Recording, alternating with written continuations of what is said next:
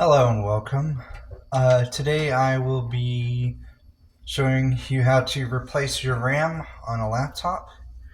Okay, what you want to do is you get a screwdriver that's small enough. Okay, um, I will re- I will record a video talking about how to figure out what RAM to get for your computer, your laptop. But then this video I'll show you how to replace it because I decided to do it in this order.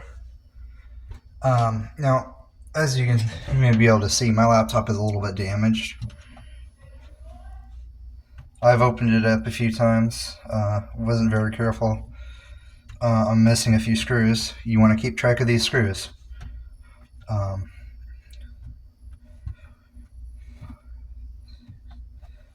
my laptop is supposed to have like 10, I think. 1, 2, 3, 4, 5, 6, 7, 8, 9, yeah, 10. And I actually only have 1, 2, 3, 4, 5, 6 of them. So what you want to do, you want to take your screwdriver, make sure you have your RAM, very important. This is a 4 gigabyte DDR4 laptop RAM. This, I'm not actually putting this in. This is the one that came out of here when I upgraded my RAM a month or two ago. But I will be showing you how to change the RAM and stuff. So I'm going to put that there. What you want to do, okay, all laptops will look a little different, but the process will be pretty much the exact same. You undo all the screws. I'm going to go ahead and be back when I undo on the screws. I'll continue recording after I unscrew all the screws. Alright, what you want to do when you're removing your screws is make sure you keep track of what screws go where, because they are often going to be different lengths.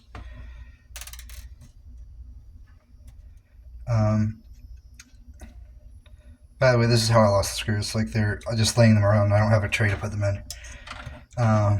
Then you want to carefully remove this cover. It'll be a little bit different for each laptop, but generally pretty much the same. You separate it from you get something thin in between it and the rest of the casing, and you want to kind of pry it open. That was not very graceful. Okay. Once you get it open, okay, okay, so first thing you want to do is unplug the battery. Very first thing you want to do. And I do not recommend doing this without like some kind of wristband strap, anti-static wristband. However, I don't have one. So, and unless you're repairing electronics regularly, you don't really need one. So right here, okay, right here, that is the RAM. What you want to do is unclip that, it'll pop. You don't want to let it pop up like that. This is the RAM I have in there right now. I'm going to put it back in because it's 16 gigabytes DDR4. There's the information about it, by the way. That removal will void warranty. That's talking about the sticker, not the RAM itself. So I'm going to put this back up here. Okay, alright. So what you're going to do is you're going to take your new RAM stick. I know this is the one I just pulled out, but it's because I've already upgraded it and decided to do a radio. What you do, okay, you slot it in, okay. It has to be the right version of RAM. If it's DDR3, it won't work with a laptop that's supposed to have DDR4, because this notch right here, that's a different spot depending on which one you have. Okay, you plug it in, you just kind of pop it down, and you're good to go. Remember to plug your battery back in. I actually forget many times to. I've forgotten quite way too many times to plug my battery back in, get it all closed up, and then wondering why it won't turn on.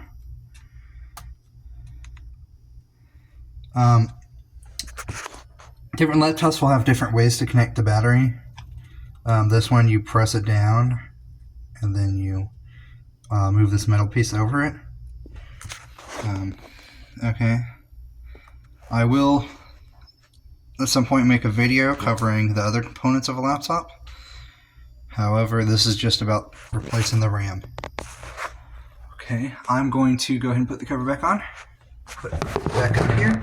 I'll put the cover back on.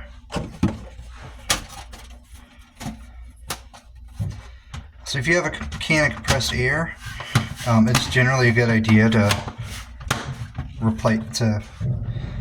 blow out your fan. Hold your fan down, blow it out. Like you hold your fan still, and you use your compressed air to clean it out. That's generally a good idea for, whenever you open up your laptop, especially if you use it on a bed or something, because that fan will collect dust and that's not good, and that's not very good for.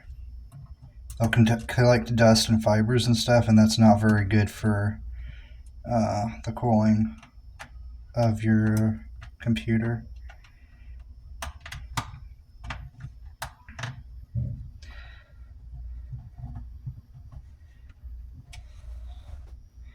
Like I said, I'm missing quite a few screws because I wasn't careful and lost them. Okay, that there. Some laptops will have screws under the like some laptops will have screws under the grip things that are on the bottom. Some won't. It just depends on what kind of laptop you have.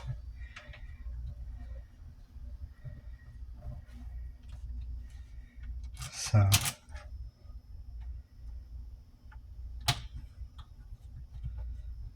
and then after you get it back, you get it all plugged back in and case back on, you can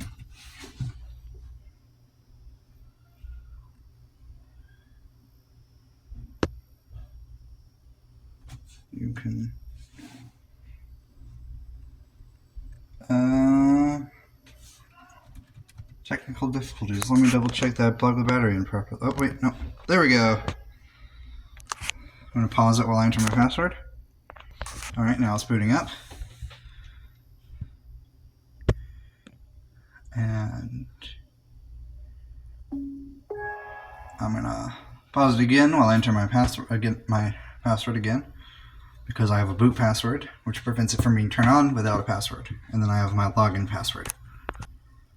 Alright, and then should be good to go. Hang on. Okay, and then I've got this program installed. I'll make a video about it later at some point.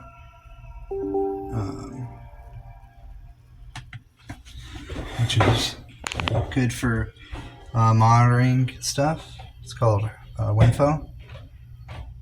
You hit start. It gives you a bunch of useful information.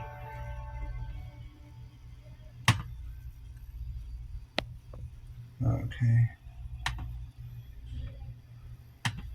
And you can see here, I got 20 gigabytes of RAM because 4 is soldered onto the motherboard, and I just put the 16 gigabyte in. This can give you all sorts of information like your motherboard, your full laptop model, what kind of CPU you have, what kind of GPU you have.